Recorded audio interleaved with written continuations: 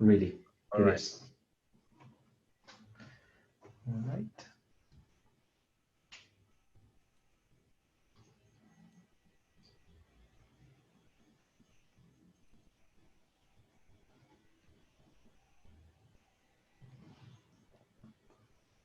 George, I understand you will record this presentation. Is that right? Yes, I just started recording. Perfect.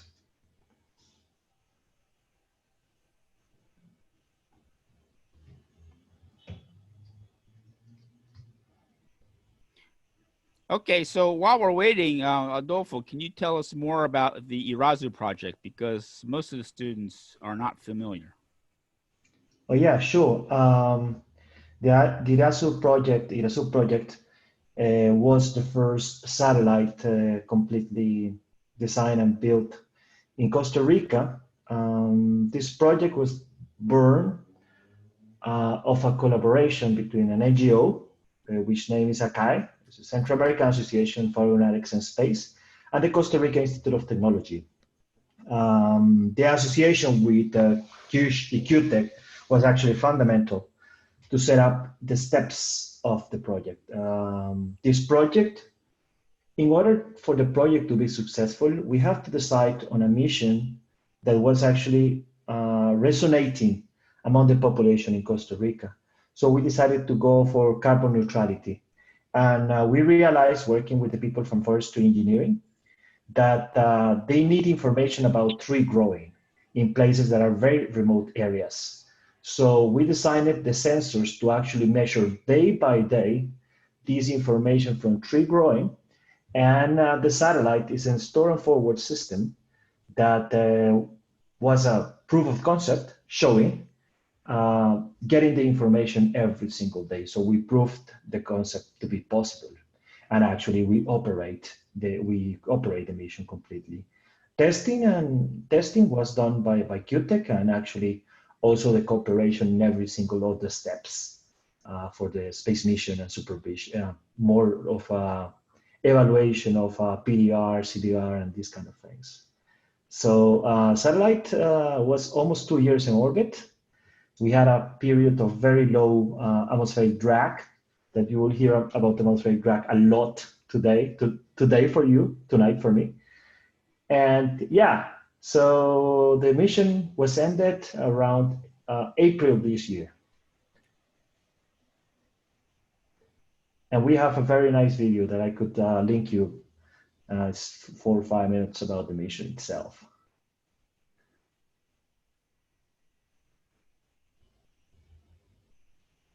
Thank you, Adolfo. Sure.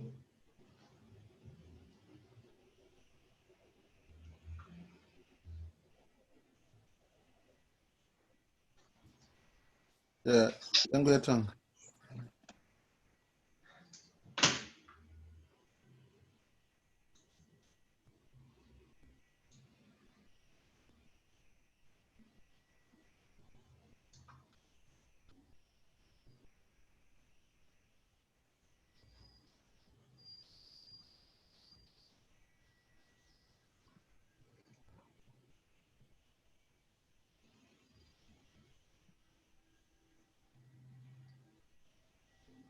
Well, good morning, everyone. We're going to start in about 1 minute.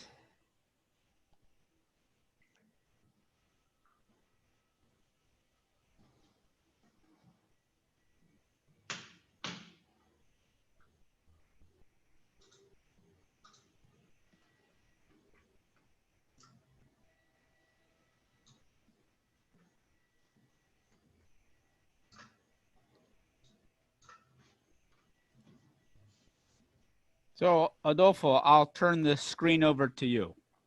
Okay, perfect.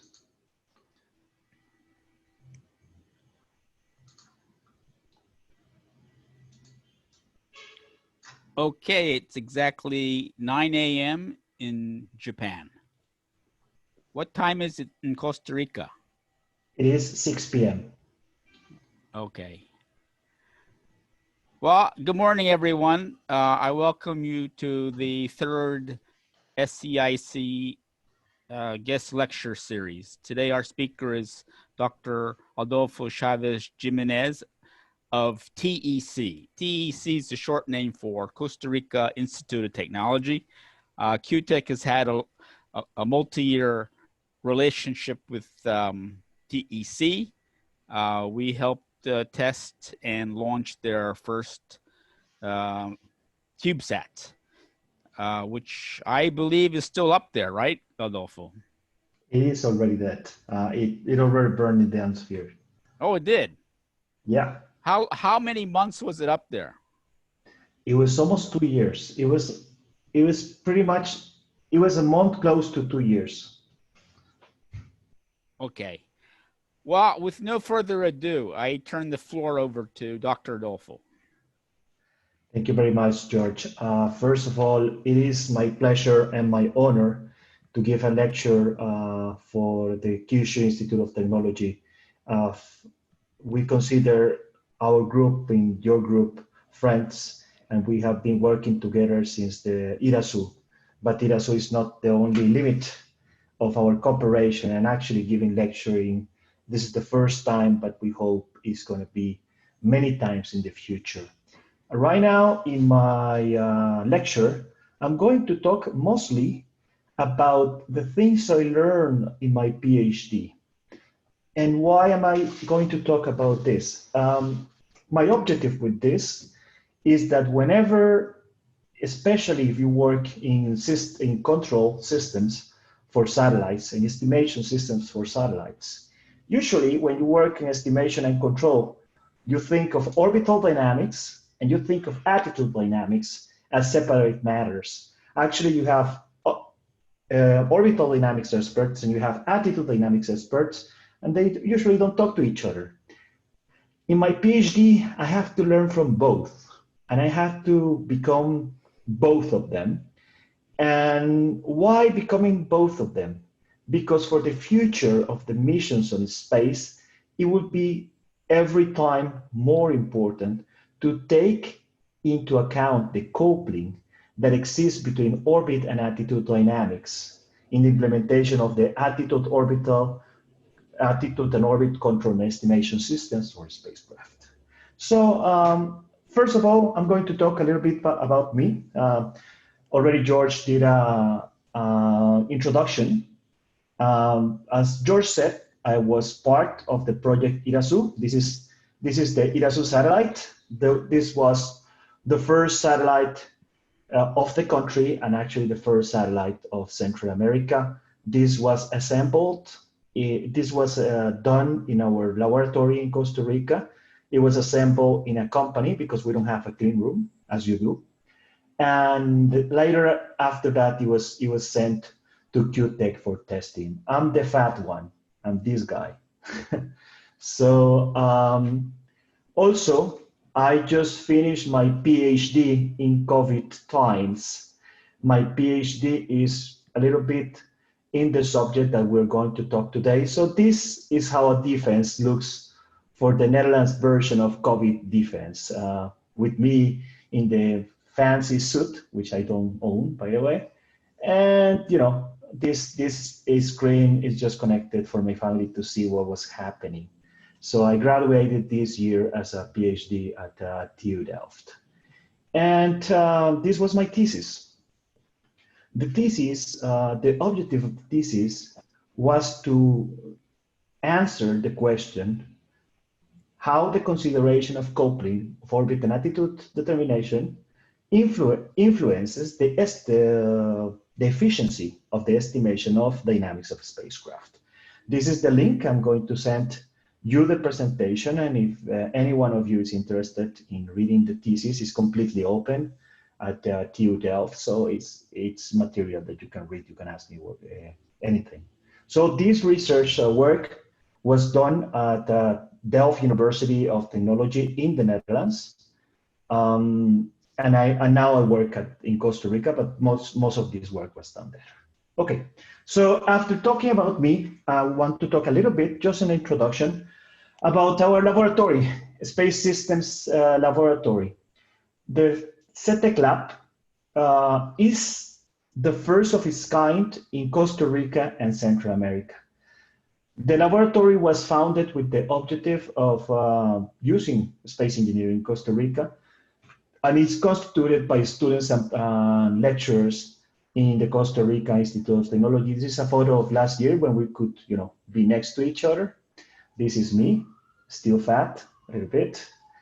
And we work in different projects, and the project that was the cause of us being born was the IRASU project that I talked a little bit just before. The IRASU project. This is the construction of IRASU project in the Space Systems Engineering Laboratory.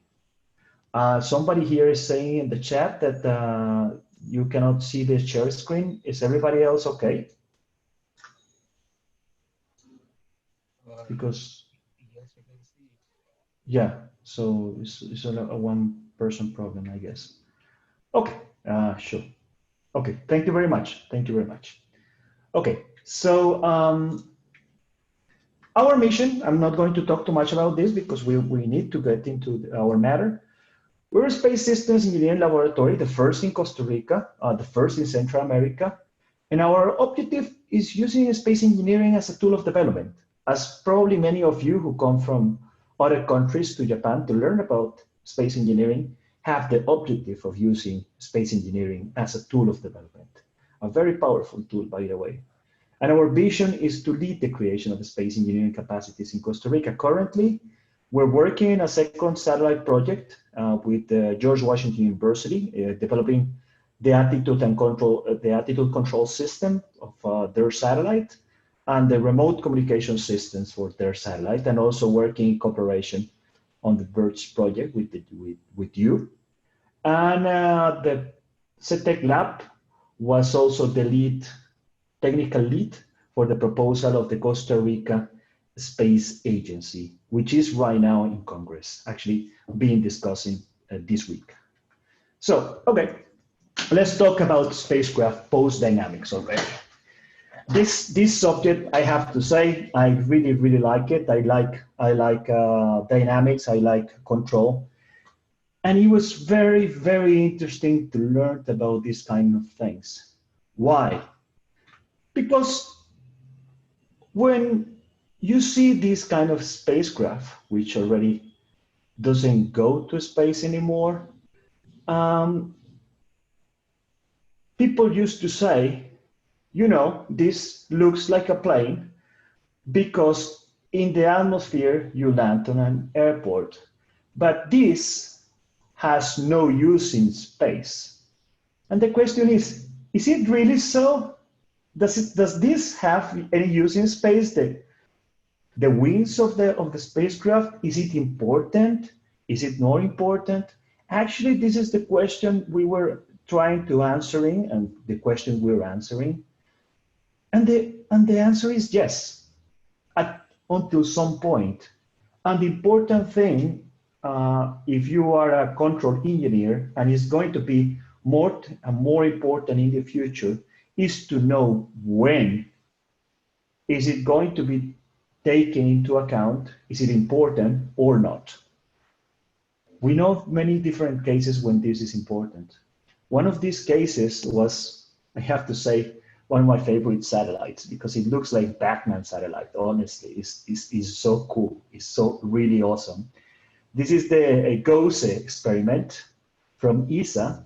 And the GOES experiment from ESA has the particularity that it had to be really close to land while still being in space. I mean, I'm not going to talk about the mission itself. I'm going to see it only from the control engineering point of view. So you need a satellite that is close to space, but you need the mission not to last, I don't know, 6 months, 3 months, or something like that. Then this satellite was designed with aerodynamic considerations. As you see, this profile is some sort of aerodynamic. This has these fins. It has this kind of thruster and things like this because it was working approximately at 260 kilometers above the Earth's surface. And for any one of you who is already in the astrodynamics course or already has been in the astrodynamics course, you know that 260 kilometers is very, very, very low. And probably missions on this altitude will take, if not controlled somehow, less than 6 months. But you need these kind of satellites to last not 6 months, but years, maybe 2-4 years. So this satellite already proves that this consideration is important, the consideration of this perturbation.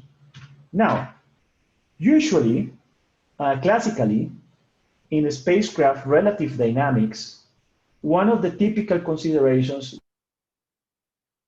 and this is the typical example which any aerospace student and professional would think about, which is the close encounter between a spacecraft and International Space Station, or a spacecraft and another spacecraft, like the reparation of the Hubble telescope, or this kind of missions. In this kind of missions, actually, there are some equations, and when I was preparing this, I was about to get the equations, but I didn't get them. They're called the Clausius-Wittgenstein equations. Sorry like that, it looks awful. Let me erase that. Okay, let's go again. It's Clausius. Adolfo, can you go back to the previous slide? Yes. So it's only 260 kilometers above the Earth. How can it possibly stay in orbit? Well, there are different things. The effective area of this spacecraft is very, very low in relation to its weight, in relation to its size. Actually, the Ion thruster was keeping it in orbit with the continuous operation of this thruster. And it uses the aerodynamic force and torque to actually lift a little bit. I don't know the details about the control. It could be a complete conference itself, but yeah, it uses all these interesting steps. And actually, this is one of the things that I want to come at the very end, because I think this is possible to be done in a CubeSat. There are a few proposals in that sense, but I think it would be a very, very interesting research in the future. And what fuel is it burning? I don't know. Honestly, I don't remember. Sorry. Okay, thank you. Okay. Yeah. So as I was saying, since the 60s, 60s, 70s, there have been some equations on relative dynamics that are called the CW equations. That's for Clausius-Wittgenstein. And these equations were a linearized version of the relative position of this spacecraft. You can have these positions in Cartesian coordinates, x, y, z, say 1, 1, 1, and x, 2, y, 2, and z, 2. And then you say, well, relative dynamics is x relative. This I'm going to say this is x1. There's one like this, like a vector, and this is x2, like a vector. And then you say relative dynamics as a vector, of course, is x2 minus x1. And this dynamics, the variation of this relative dynamics, mean that the partial derivative of xr, sorry, like in this, with respect to time, where there is these equations that I'm telling you about, and they are linearized version of equations. They're only valid when you're very close to your target, when you are in circular orbit, and it doesn't consider any sort of perturbation, and it's only about orbital. But this has changed a little bit more, because now we are working in formation flying configurations that work together, that need very, very precise estimation and control objectives. and that are not as close as these kind of things. This configuration could be, valid for 1 kilometer or less. But we're talking now about constellations of satellites that could have separation of 100 kilometers, 400 kilometers, or things like that. Here, these equations are no longer valid.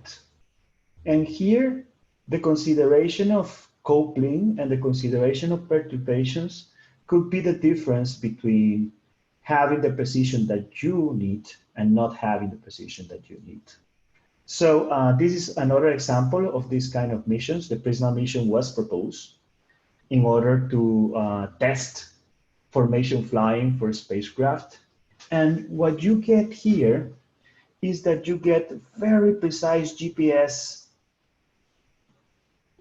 very precise connections and data from sensors, from all the sensors that you're working on this satellite. But there is a limit to these sensors. I mean, if you want more precision, usually every engineer, especially us, that I'm an electronic engineer by formation, you just get more instruments, right? What's the advantage of the model of dynamics that you have? Well, the advantage is that with the same hardware, exactly the same hardware, you could get more precise estimation results. So imagine that just by using better models for estimation and control, you get better results without spending anything on hardware. Usually, and this is something that is really funny, aerospace engineers are very conservative. I mean, conservative level, having microcontrollers from the 80s in the space shuttle in 2011. This has been an approach that has been useful because we're talking about safety, we're talking about PLRs of 9 and these kind of things. But we're not taking advantage of the Moore law. We're not taking advantage of the fact that the computer power of systems is doubling every 2 years. And actually, the use of CubeSats has allowed this kind of advancement to be done. We can use CubeSats to take advantage of the computer power of the current microcontroller and microprocessors and actually have advanced dynamic models in other places where these advanced dynamic models were not used before. I mean, for decades, in the area of attitude and orbital dynamics, the efforts of many scientists have been focused on simplifying models in order for they to work on the microcontrollers. But I believe, honestly, that this is no longer a requirement. And actually, the best models possible could allow us to use the same hardware, no more mass, and have better results. So in that sense, what I can tell you is that probably you all know that this is a tendency going forward and forward, not one single satellite, but many satellites working together to accomplish a mission. Different kind of satellites are known as constellations if the satellites are not necessarily working together, but they're just, like one and each other. And formation flying requires more control accuracy because the distance between one satellite and the other could be a requirement for the mission itself. Here in constellations, you don't need much control accuracy, which is this part, because really, it doesn't matter what's the distance in these things. Information flying, you might, sorry about that. Information flying, you might have low requirements, but you might have very, very high requirements. Actually, I think I remember for Grace that these requirements for estimation were in the matter of millimeters. For example, the Starlink constellation, currently being built by SpaceX, currently being launched by SpaceX. These are satellites that communicate with each other using lasers. So we're talking about satellites that need millimeter precision, and we need all we can get on these kind of devices. So, of course, during the muon docking, we'll always need control accuracy, but the difference is that this is very local. Information flying, we're talking about satellites with separations that could be in the matters of hundreds of thousands of kilometers. By the way, George, is usually you make the questions at the end, or you prefer to make the questions at any time?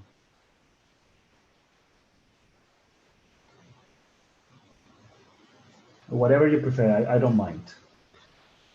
Okay. Sorry, I had the mute on. Let's have all the questions at the end. Okay, let's do that. Then this is important.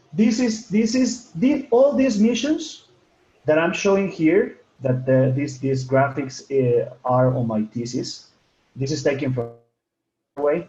These are all small spacecraft missions. I'm not talking about large spacecraft. I'm talking about CubeSats, just as the ones that you're doing there in QTech. All these missions are requiring more than one satellite to be accomplished. And this is an image from 2015. I mean, we're in 2020. Probably this is 3 times more already. And we're talking about a lot of missions, not only on constellations, but on formation flying. So we need this kind of better models for the relative dynamics. Okay, then I already talked about relative dynamics and the importance of relative dynamics in the present and future. Actually, a lot of innovative missions are formation flying. Then what I need to show you is that the consideration of coupled dynamics is important. First, I'm going to define what I'm talking about with coupled dynamics. There are 2 kinds of coupled dynamics considerations. The first kind is the one that some authors know as kinematic coupling. Kinematic coupling is based on the fact that if you have the center of mass of the satellite, you usually describe the dynamics of this satellite using the center of mass. But if you don't use the center of mass, but you use any other part of the satellite, any other part, it doesn't matter, as a way to describe the attitude and orbital dynamics, especially the relative attitude or orbital dynamics, then you will have coupled dynamics. Why would you do that? Well, sometimes we don't have our camera exactly in the center of mass, and we want to know the dynamics not only of the satellite, but actually of these 2 cameras, because maybe this is not a camera, maybe this is the laser, and we need to know directly how these 2 parts are moving in order to have the better control and the better estimation at the end. This is known as kinematic coupling, and it's not going to be the discussion of this talk. When we talk about dynamic coupling, we're talking about the coupling that is due to the effects of forces, either internal, meaning control forces, or external, the so-called perturbations. I say so-called perturbations because atmospheric drag might be used for control and is being used for control. And then if you're using it for control, you wouldn't call it perturbation, right? And in the case of control forces, it means typically, and this is very normal, that you might have a control system that is not located in the center of mass, and then the reaction of this control system not only modifies the orbital dynamics of this spacecraft, but also of the attitude dynamics of this spacecraft. That is both. And we are going to talk in this lecture about dynamic coupling. Okay, then let's get the mathematical matters a little bit. Most of the talk is going to relate to atmospheric drag effect. This atmospheric drag effect is usually very strong in a low Earth orbit. Here, I'm talking about the atmospheric drag acceleration. As you see, the mass is here. If it was the force, then you would have the mass here, but it's not. Then here, the atmospheric drag force depends on the coefficient of drag. This is a constant for different materials. On the velocity of the spacecraft with respect to the atmosphere. And this is really important. The velocity of the spacecraft with respect to the atmosphere is not the velocity of the spacecraft itself, because you know the atmosphere also moves. Then if a certain spacecraft is moving a certain velocity and the Earth is rotating in this way, then the atmosphere has a velocity with this kind of vector. But if you're moving in the other way, then the atmosphere has another velocity. Then this Vs will change, because this Vs is the velocity of the spacecraft minus the velocity of the atmosphere. Okay, and this is important. Density.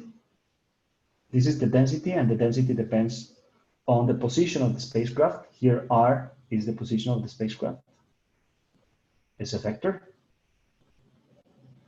And this A is the effective area of the spacecraft. And here is where we start with the fun part. Typically, the effective area of the spacecraft is considered to be, why it isn't, I should erase? No. Okay. Typically, this effective area is considered constant, but actually what my thesis was working about is that this effective area is not constant. The only satellite where this effective area is constant is a circular satellite. If you don't have a circular satellite, then this effective area is not necessarily constant and could affect sorry, the amount of force. There is also the torque. Usually we don't consider the torque, but you see, the torque is an effect. We have this torque is in one side of the satellite, because if we have a satellite with different sides, then there is a torque being applied here, another torque here, and another torque here. So this equation is for one side. This is the coefficient of drag. This is the density of the atmosphere. And as you see, this density of the atmosphere depends on the position. Already, something in the attitude realm that depends on the position.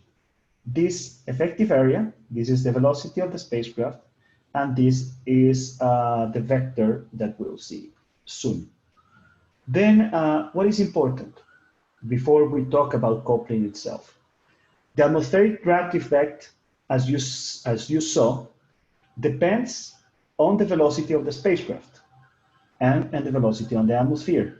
So the amounts of, in low orbit, the velocity of the spacecraft ranks from 7.8 kilometers per second to 6.8, 6.9 kilometers per second, depending on the altitude over the Earth's surface. This is for circular orbits. And sorry about that, this became a little bit crazy, and I live completely in the city. Okay, I hope it's not too much noise. Later, the other fact that we have here is the atmospheric density. This atmospheric density, it has a minimum, it has a maximum, but it ranks from 10 to the power of -6 to 10 to the power of the -14 for 700, 800 kilometers. Pretty much, basically, from here on, this consideration is no longer necessary. From here before. Adolfo, yes. Mm-hmm. Maybe we should stop a second for questions. Does anyone have a question right now?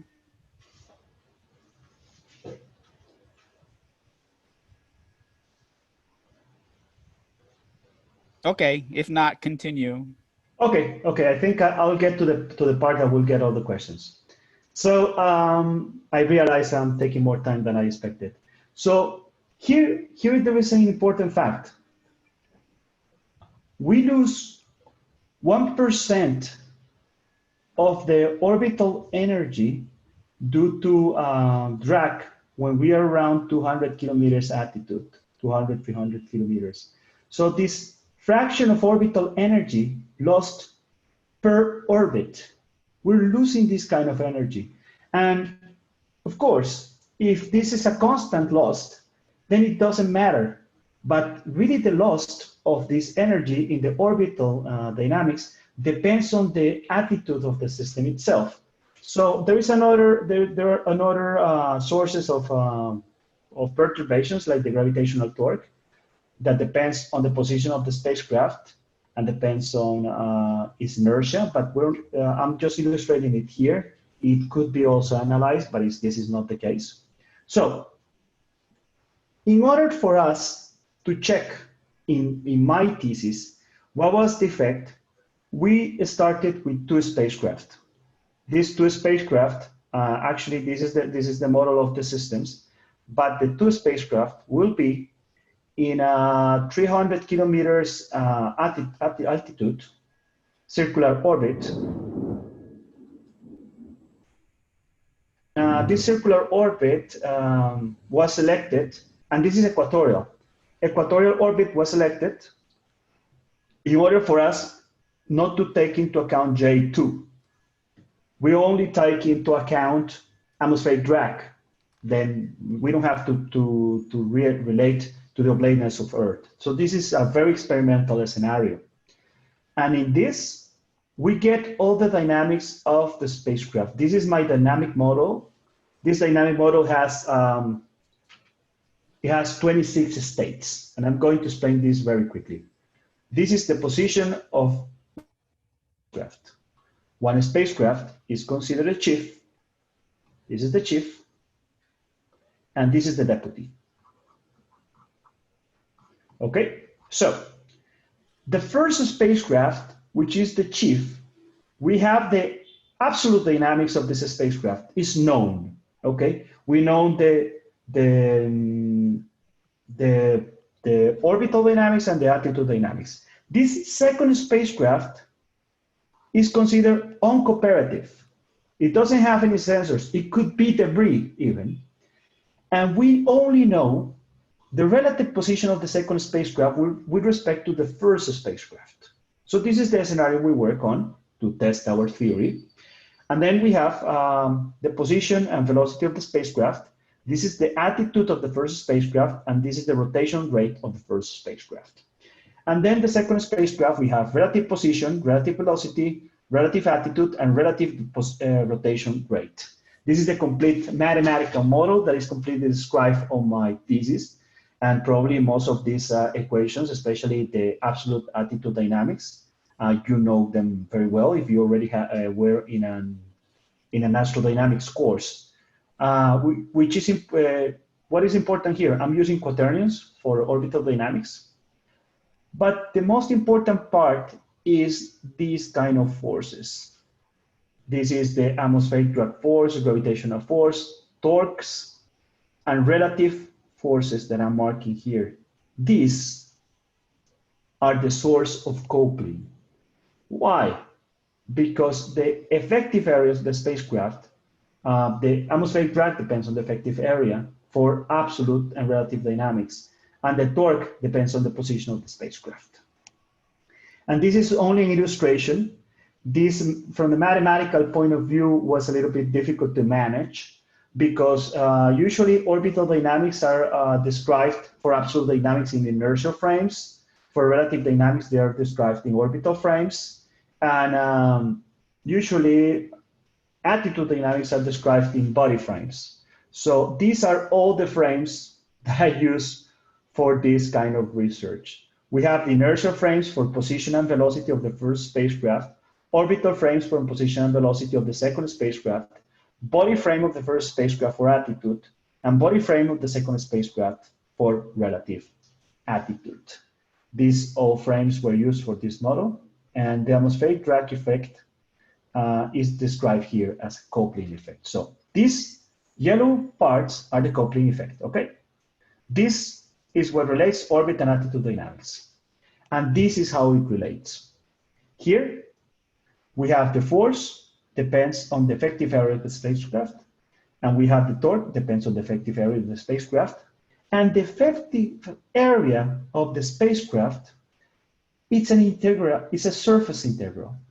And this surface integral, it depends on what the effect of the atmosphere is in every one of each areas of the spacecraft. So how do I do that? I described the spacecraft as a series of areas. Then the effective area of the spacecraft is the area itself. You know, areas could be described as vectors. So this n vector is the normal vector to the area, which has the magnitude of the area itself. It has the direction out of the area itself.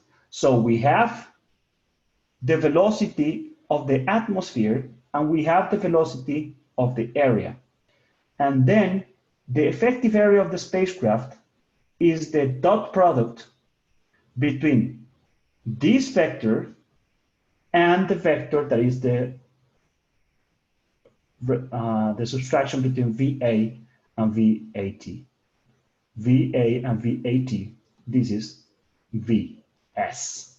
So in each one of the areas, we define the normal vector to the velocity of the surface with respect to the atmosphere. And we do this for every single area of the surface of the spacecraft. In order for every single time, we determine the effective area of the spacecraft to know what is the effect of the atmospheric drag, force, and torque. And I'm only talking about the absolute dynamics of the spacecraft. This is only absolute dynamics. This is the model of the force and the torque of the absolute of these absolute dynamics of the spacecraft coupled. This is described because this n vector is described in the body frame. We have to rotate it to get it to the inertia frame. Adolfo, and, Adolfo. Yes. Ray Nell, do you have a question? Hello, I do. Hello, Professor Maeda and Adolfo. Yes. First of all, thank you for letting me participate in this lecture. And my question relates to the calculation of the resulting vectors due to the fact that the atmosphere velocity, I think it's not constant, right? It changes a lot depending on position and the angle of the orbit the spacecraft is in that moment. So how do you model it to be able to compute every other part of the vector when you use it to calculate? I think that's a lovely question. Actually, it's a very, very good question. I have a short and long answer. The short answer is that we assume in our models that the atmosphere is co-rotating with Earth. So the atmosphere the Earth rotates and the atmosphere co-rotates with Earth. Actually, here in the model, this is the velocity of the atmosphere, and this is the velocity of rotation of the Earth, and this is the radius. So this is the velocity of the atmosphere. This is a description on the atmosphere co-rotating with Earth. Of course, this model is not perfect. That I give you, but it's better than not taking it into account at all. So it's still not perfect. It would be impossible to be perfect because it's not deterministic, but it's way better than not taking it into account. And the better we are, the better our estimation is. I don't know if that answers your question. Yes, it answers it very, very good. Thank you. Because I was wondering, because you have to have a compromise, right, in between the perfect calculation and the computational power to generate Absolutely. it. So I think it's a really good approach. Thank you for answering. Actually, it gets me to another part. I really think we could estimate density itself. And I think one of the future results of this kind of research is actually is a satellite that doesn't assume that you know the density itself, but actually calculates it. It's part of the estimation itself. We don't do it, but I think it should be feasible. All right, very, very good question. Thank you. This is one of the first results that I wanted to show you. So you might think, why would you do all these complications? Is it really necessary? I mean, why don't we just say, well, you know, we have an effective area, and this is the effective area, we calculate it, and this is more or less okay. But in these graphics, I show you what are the magnitude of the atmospheric acceleration if we have an inertial rotation on the spacecraft, which is the blue. What would be the magnitude of the atmospheric drag acceleration if we don't have an initial rotation? Okay, so what I want you to see is that anyway, the spacecraft, if it doesn't have control, it will rotate. But there are a lot of differences between this graphic in orange and this graphic in blue. This yellow graphic is what will happen. I'm taking this into account. I'm using CubeSat, 3-unit CubeSat. So this is 30 by 10 by 10. So this is 30 centimeters, and this is 10, and this is 10, okay? Then this will be the magnitude of the effective area if we take into account this area as the effective area. This is the magnitude of the effective area if we take into account this area, the long area. And these are all the dynamics differences if we're rotating or not rotating. And this is important. The propagation of the atmospheric drag acceleration for one orbit is only one orbit. So if we have an initial rotation, this is the case of blue, and we don't have an initial rotation, this is the case of orange.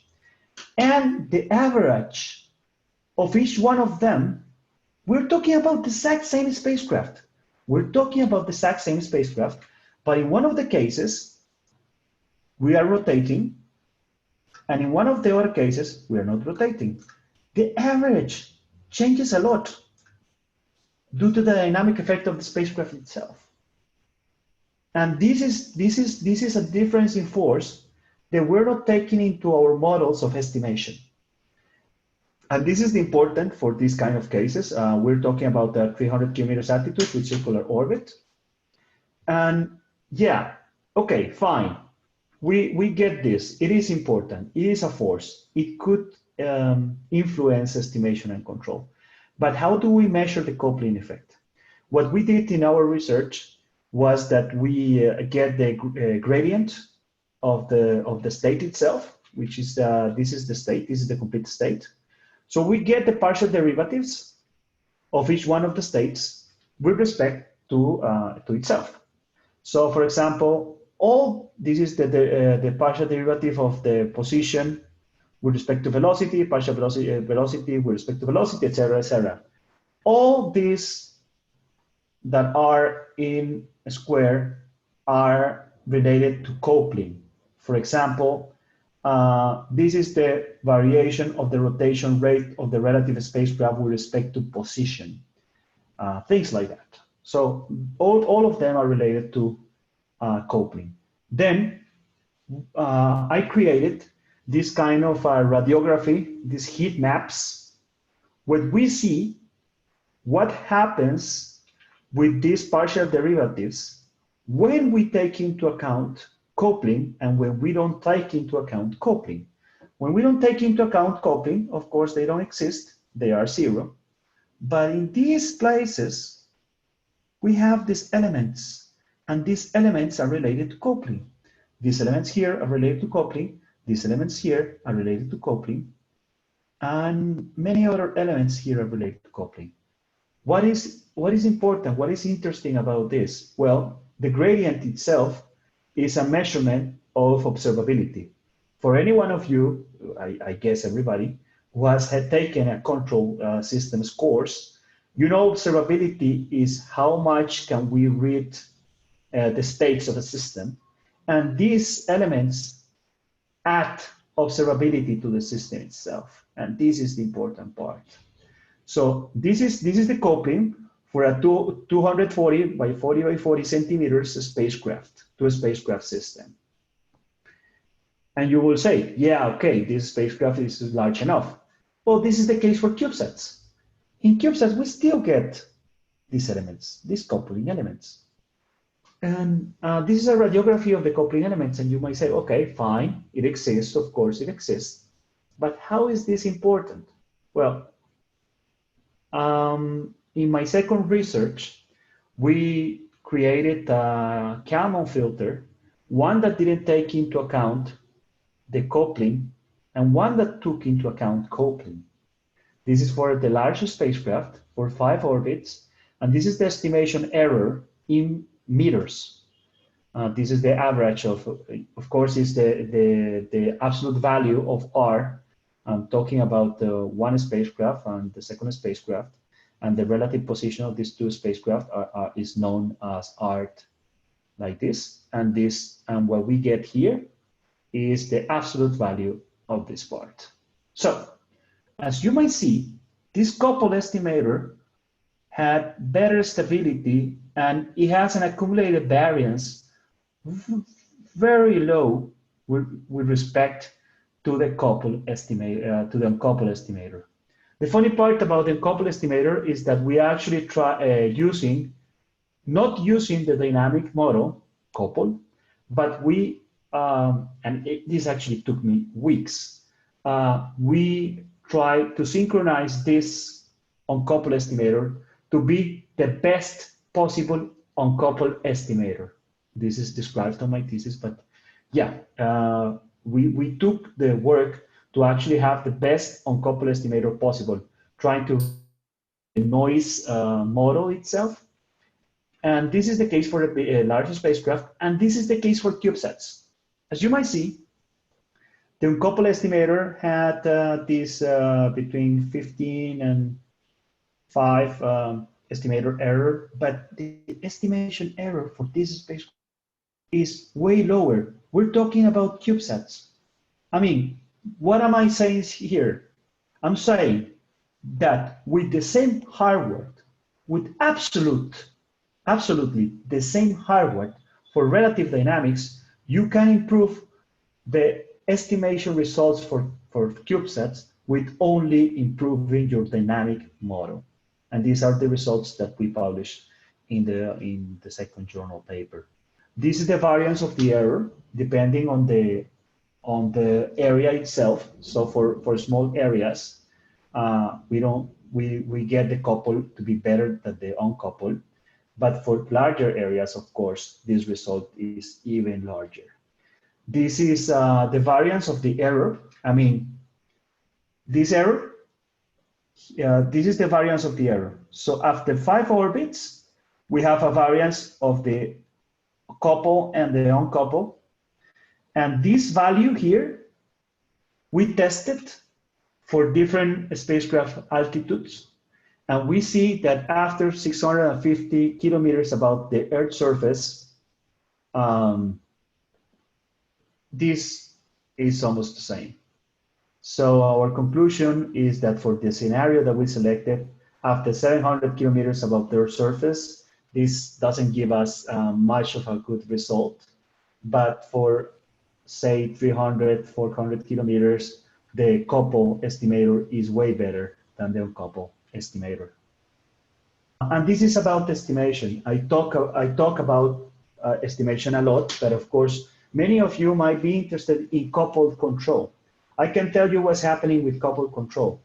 There are many experiments already, and this was started by the University of Toronto in 2014, where they change the effective area of the spacecraft by moving the solar panels to control the distance between a chief and a deputy. But they work in kind of a 1-0 kind of configuration, where we have, say, for example, one solar panel like this and one solar panel like this, if the velocity is like this, because one has to chase the other one, or one has to be farther away or closer away. And this is a use of coupling dynamics for control purposes. And this I found actually one of these days that I was doing. I mean, I presented this thesis this year, but of course, this is a hot topic. And I was researching, and this is a proposal by University of Manchester of a CubeSat that is designed to actually take into account this coupling effect. And it is designed a little bit aerodynamically, I would say. This is not launched. This is from a paper in 2020, this year.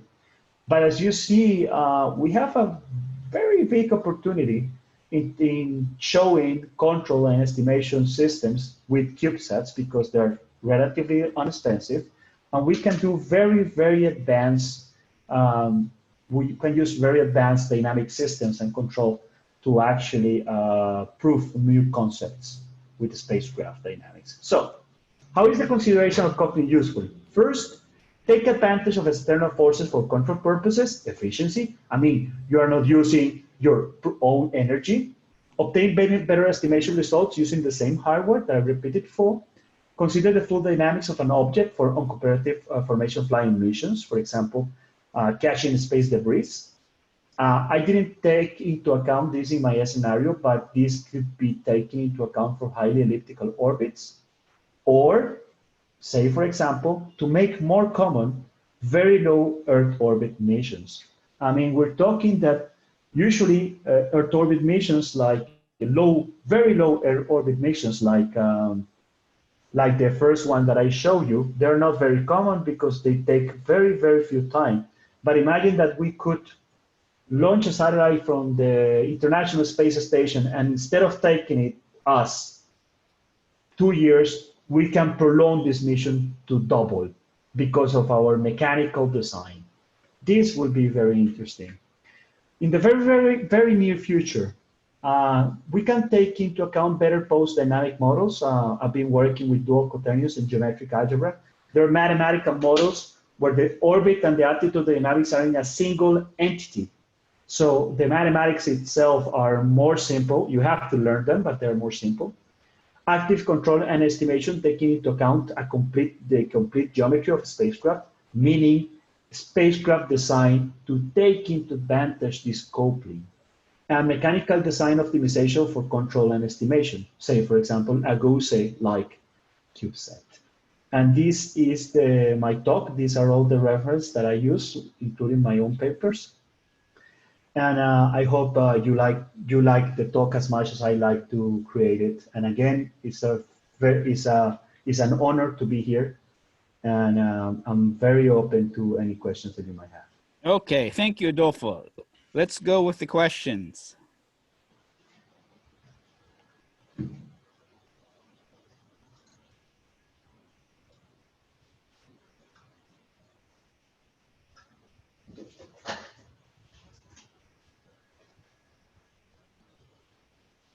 Anyone? Timothy, I thought you had questions.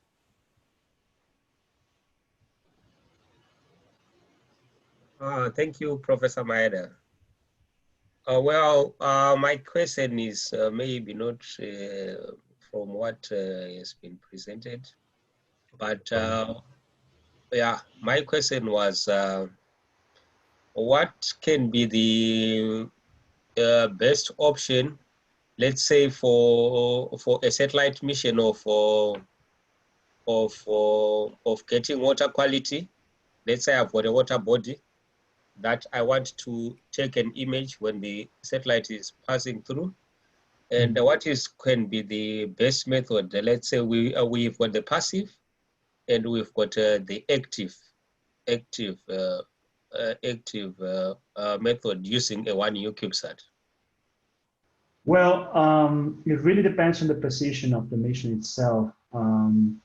It really depends if you want to point the satellite to the place where you're taking the image, or if you are just trying to get the satellite always to point to nadir. Then if it's always pointing to nadir and then you take images all the time, like Planet does, I think Planet Labs does this, then probably if you're able to do it in a passive way, it will be way better for your power consumption. But if you really need precision, you'll definitely use probably rotation wheels, which are very expensive from the point of view of mass. They're very expensive from the point of view of power. But if you need them only, say, less than 5%, less than 1% of the time that you're in orbit, then it might be worth it. But it really depends on your mission. We're actually doing this for the GWSAT in George Washington University. And their experiment is that they're testing their own propulsion system. So we're not using rotation wheels, which will make it very difficult, but that's actually the experiment itself. Typically, rotation wheels are the ones to select, but it really depends. So Timothy, recently Guatemala launched the first satellite. It had a very good camera, and I think it was something for water quality measurements. And so that camera had to be pointed at their lake. So Adolfo, do you know what they did for attitude control? They don't. They have a passive system of attitude control using the magnetic coils that they have only to stabilize the system. And what they do is they take photos and they use the ones that are okay. Because the system they use, they wanted to test the payload, but they are not required to have a proper photo every single time that you pass by Guatemala. Only with only a few photos, they could get the whole mission to be a success. So they don't have as far as I understand, they don't have an active control system. So Timothy, for good control, people use reaction wheels, but in a 1U CubeSat, it's not done too often for the reason Dr. Adolfo said. They're power hungry, right? They're power hungry, they're mass hungry. I mean, they're not even that expensive, but I honestly don't remember if 1U CubeSats already have reaction wheels. I guess they do, because typically 3-unit CubeSats are the ones with the reaction wheels. We had one at TU Delft. I also work in a project at TU Delft. We had reaction wheels, but it was a 3-unit CubeSat. It's a very good question, honestly, and we're working also in a 3-unit CubeSat. I don't know. I would guess it has been used. I would even guess that maybe you have used them in 1-unit CubeSat, but I don't know. Have you actually, George? Oh, no. Professor Cho says they're too heavy and too power hungry. Oh, yeah, they are. They are. Absolutely, I agree. Because yeah. The 1U doesn't have enough surface area for collecting solar power. Yeah, but imagine, for example, that you design a very, very small satellite, which mechanical design makes it stable from the point of view of drag. Then you might use less energy to actually stabilize the satellite, because the passive system itself does stabilize it. But this hasn't been done too often. This might be done. I believe it might be done, and this is something is one of my future research approaches, actually. Anyway, Timothy asked that question because Birds 5 is in the design phase, and they're trying to figure out how the satellite should work. I would say for sure that you need to use the magnetic systems for control. because they're inexpensive, they don't use a propulsion system, and they can stabilize the satellite in a good enough way. I don't know if that's good enough for to point to nadir, because if you want to point to nadir, you need a three-axis control, and the magnetic system does only gives you two axes. So yeah, that's a Yeah, good question. in general, the bird's philosophy is just to stop the tumbling. Pointing is too difficult, but at least stop the tumbling. Yeah, for sure. The tumbling with magnetic system should be enough. Raynell, do you have a question? I do. It's regarding that low Earth altitude spacecraft are really needed for a lot of communications systems, and there is a really good interest in reducing the altitude to work with a lot of spacecraft due to speed information, right? The speed of the information. So I was wondering, why do you think that coupling dynamics, it's taking advantage basically of one thing that was considered, as you mentioned, perturbation, but that now can be an asset to aid on control. So why do you think it is a topic that is hot today and not before, when for example with Starlink we're having satellite constellations for which its selling point, it's internet speed. So I find it difficult to consider that it hasn't been considered before, right?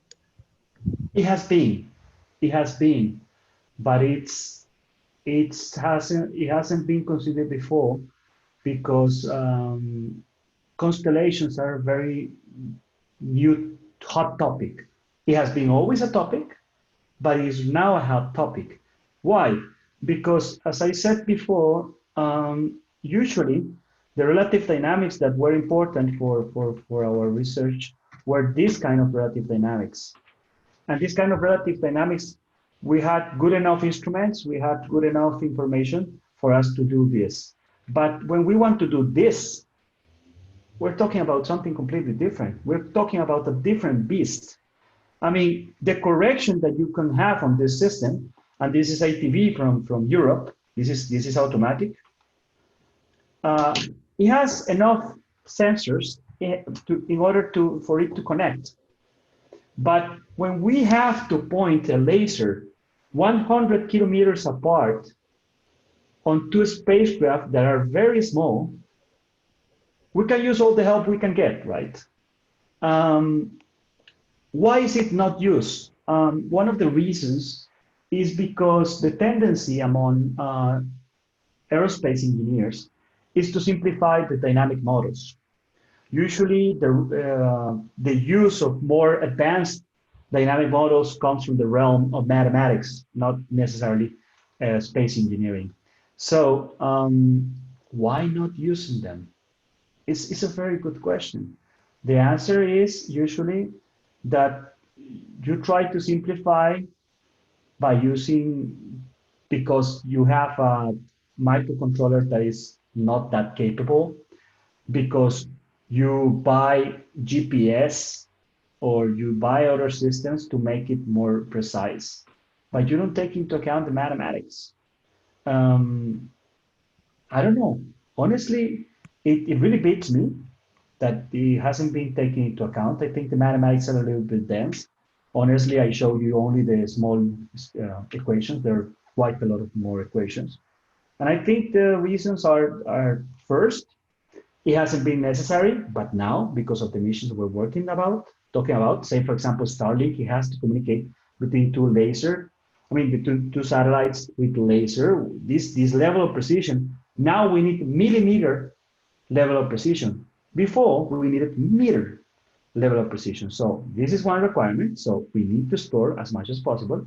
And the second will be the computer capacity. Now the computer capacity allows us to have more and more complex models. And I believe we are soon to be to the point that we don't need to simplify our models. I don't know if that's if that answers your question. Yeah, it does. I think as a summary, it could be the fact that we have now more computational power in a more dense, in a denser Yes. mass, because we can have computers that can do thousands of calculations in 1,000 of the space that we could do before. So Yeah. I am guessing it has to do with what you said before, the Moore law, right? That, Yes, that's one, and the second one is that we need it now, and they don't need it before. well, yes, Right? that answers my question. Thank you very much, Adolfo. No, thank you. Okay, let's have more questions, please.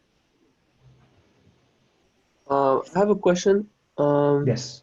Dr. Jimenez, I would like to know if, in a further perspective, can we imagine, let's say, coupling or having a coupling of more than two spacecrafts, like having maybe one chief and two deputies or more, or one deputy with two chiefs? I don't know if it's possible and or interesting. Yes, both. Yeah. The model that I use on my thesis can be expanded to any amount of spacecraft that you want. And it would be interesting because the most dynamics you have, the most sources of errors you might get. So the better your model, the better you will get the most spacecraft, the more accumulated error. And if you use an better estimation model, then there's less accumulated error, and they can work better. Honestly, it will really surprise me if constellations like the Starlink of SpaceX will not use these kind of models. But, and this is a very, very, very large but. If I understand correctly, Starlink is above 650 kilometers, is about 700 kilometers. And you might have a reason of why in what we're talking about today. On the perturbations may make more difficult the level of control that they need. So I guess that's the probable answer why Starlink is higher in orbit.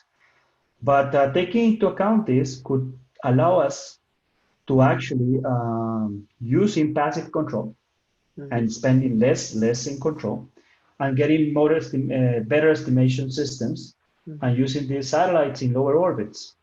Even it could be used even for the orbiting the spacecraft itself. I see. Yeah. Okay. I don't know if that answered your question. Yeah, definitely. Okay, thank you. Thank you very much. All right. Okay, who's next? Hello, Dr. Adolfo. Yes. Thank you very much for your presentation. My pleasure.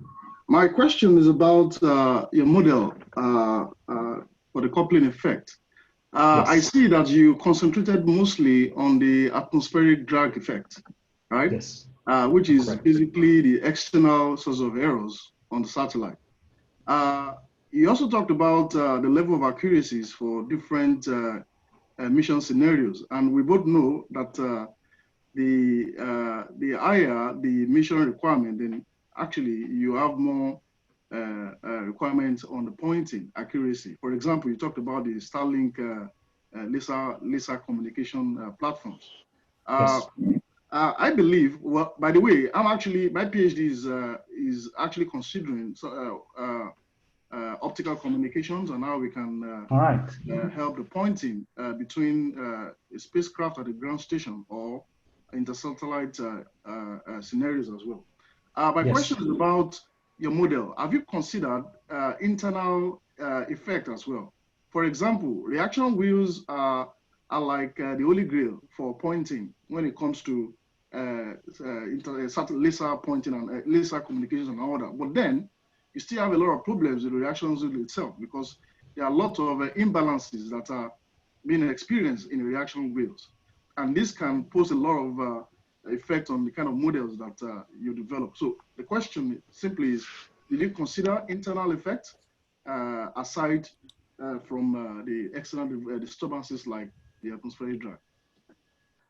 Very good question. The short answer is no. We didn't consider the internal effects. And there is a reason for that. The internal effects, you know them. And this is important because the internal effects, I mean, if you're working on your reaction wheel, you know how much force you intend to use on your reaction wheel. So you can use the dynamic model doesn't have this level of not knowing what happens with the dynamics in the case of the internal dynamics, because the internal dynamics are in your control. But with the reaction wheels, which is the case that you mentioned, there is a lot of problems with what's the name of this? With this part that is, going away and away and away from the possible force that you want to have. And this is also the source of estimation. Could it be taken into account? Yes. Actually, I talked about geometric algebra and dual quaternions. And why I talk about this? Because sometimes when you do attitude control, you don't take into account how the orbital dynamics of the spacecraft is going to be modified or vice versa. For example, if you have a propulsion system here, this is really bad. Okay, if you have a propulsion system here and you turn it on, then this is not going to be in the center of mass of the spacecraft, and this is going to move the spacecraft forward, but it's also going to move it in some way. And usually what we do is that we compensate this effect by using the reaction wheels at some point or things like that. So we don't take into account this couple dynamics. And this is actually important. If you use the control, if you design the control taking into account the couple dynamics, you could be more efficient from the energy point of view. And this is actually something that we want to test in George Washington CubeSat project, that we use control methodologies, control algorithms that take this into account, because we're going to use post dynamics. I don't know if you know the term, but we talk about post dynamics when we talk about orbit and attitude at the same time. So when we talk about post dynamics, taking this into account together could allow us to focus more on the optimization of the energy usage. And this could be very interesting. And this is not as common as it should be, because, which is very curious, because usually aerospace engineers, they know about this coupling due to the aerodynamic part of their studies. But yes, it can be taken into account. I don't know if I answered with this your question. I get a little bit lost, I think. Yes, you did. Yes, you did. I can understand it can get very complicated for just one PhD to take into account several. But I want to. Exactly. Well, what I'm trying to focus on for my PhD here in QTech is I'm trying to model different kind of platform disturbances. It could be atmospheric drag. It could also be micro vibrations in the satellite, which can be generated by reaction wheels, or maybe deployment of flanges, or any kind of vibration, which causes high amplitude movement, like a jitter on a platform. So we have an optical bench with a MEMS mirror, steering mirror, and some optical devices that we're using to simulate that. So it will be very interesting, actually, to keep in touch with you. I'm not really an attitude control expert. I'm more of communications. So it's very interesting to, at one point or the other, have more chat on this.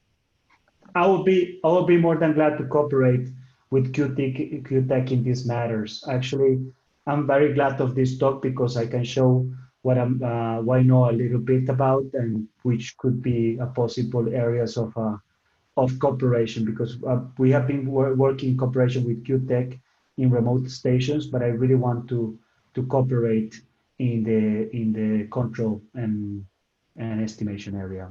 I'll be more than glad to discuss this with you. Yeah, thank you very much.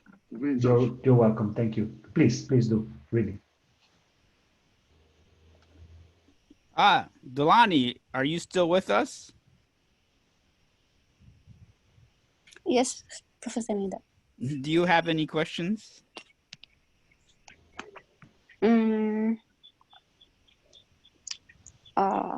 Not really. Does anyone else have questions? We had very interesting questions, and I want to apologize because the last days I have been only in Costa Rica for a very long time, and I don't usually speak English here, so probably I'm a little bit rusty, a little bit. You know, at the end it felt better, but yeah.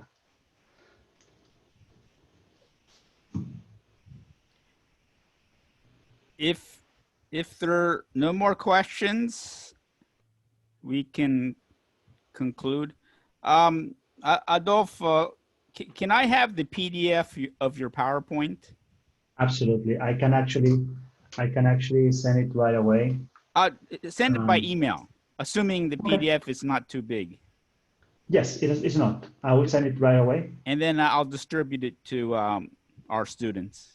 Perfect. Also, I will distribute the link for the video of this presentation. But yes, thank you. All right, I guess we're finished. Adolfo, thank you very, very much. It is an honor. I really enjoyed preparing and giving the presentation. And I hope we do a lot of this in the future. Yes. All right, this concludes this SCIC guest lecture. Thank you for attendance. Thank you.